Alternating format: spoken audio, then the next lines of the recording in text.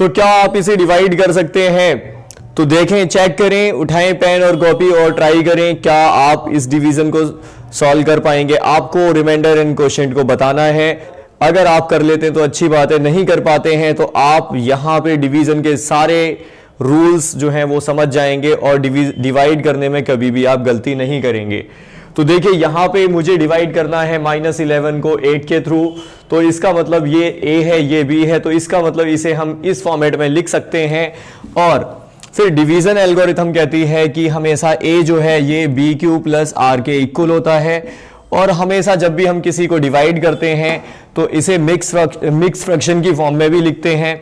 कैसे?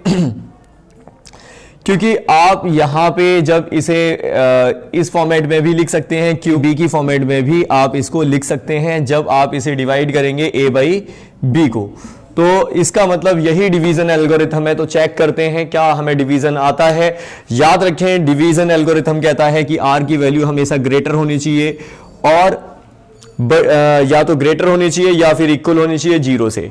तो रिमाइंडर 0 भी हो सकता है या 0 से ग्रेटर हो सकता है, लेकिन 0 से कभी छोटा नहीं हो सकता है। अगर r की वैल्यू अगर आप नेगेटिव बताते हैं तो इसका मतलब, अगर रिमाइंडर को नेगेटिव बताते हैं तो आपका वो आंसर वहीं गलत हो चुका है। इसका मतलब आपने डिवीजन एल्गोरिथम को फॉलो नहीं किया है। तो कैसे हम इसको सॉल्व कर सकते हैं? तो देखें, इसका मतलब अगर आप इसे डिवाइड करेंगे तो 8 × 1 = 8, 8 × 2 = -16। तो यहां पे अगर मैं 1 से डिवाइड करूं -1 से, तो माइनस, याद रखें मुझे रिमाइंडर जो है वो नेगेटिव नहीं लेना है, क्योंकि रिमाइंडर की वैल्यू 0 से बड़ी या फिर उसके इक्वल होगी। तो क्वोशिएंट को ही नेगेटिव रखा जा सकता है। इसका मतलब अगर मैं -1 से इसको मल्टीप्लाई करूं तो देन वी गेट -8। तो डिवीजन का रूल है कि यहां पे मुझे -11 से छोटी वैल्यू लेनी है, और लेकिन ये -8 जो है वो आपका 11 से ग्रेटर है। याद रखें यहां पे हमेशा आपकी वैल्यू जो है वो 11 से छोटी आनी चाहिए, लेकिन ये तो 8 जो है ये ग्रेटर है। तो इसका मतलब -2 से डिवाइड करना होगा, तो -2 = 16 बचेगा। यहां पे साइन चेंज कर दीजिए, तो यही डिवीजन एल्गोरिथम है। तो इसका मतलब यहां बचेगा आपके पास 5।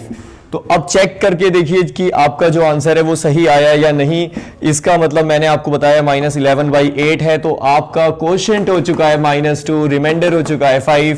तो इसे इसी फॉर्मेट में लिखें। पहले आप यहां पे लिखें जो आपका क्वोशिएंट आया है -2, और रिमाइंडर जो है आपका आया है 5, और ये जो है आपका जिससे आपने डिवाइड किया उसको लिख लीजिए, जो है आपके पास 8।